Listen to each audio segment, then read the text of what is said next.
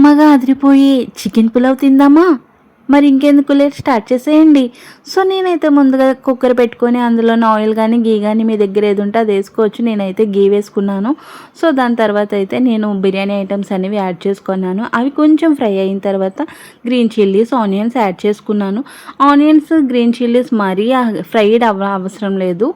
So కొంచెం అయితే సరిపోతుంది. దాని తర్వాత టమాటా యాడ్ చేసుకున్నాను.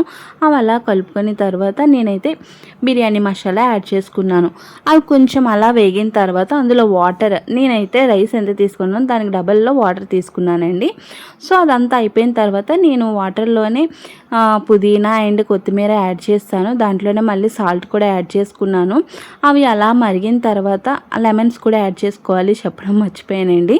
అవి అలా వేగిన తర్వాత వాటర్ పైకి తేలుతుంది కదా, అప్పుడు మీరు ఉప్పు సరిపోయిందో లేదో చూసుకోవాలండి. నేను అందులోనే మళ్ళీ చికెన్ అండ్ రైస్ కూడా వేసేసాను. మీరు ఉప్పు అది మీరు అక్కడే చూసుకోవాలండి, మళ్ళీ ఇక్కడికి వచ్చి చూసి ఇందులో వేస్తే బాగోదు. సో అంత అయిపోయిందా, చూస్తున్నారు కదా ఎంత బాగా వచ్చిందో. మరి మీరు ట్రై చేస్తారా? ట్రై చేస్తే కామెంట్ బాక్స్లో చెప్పండి.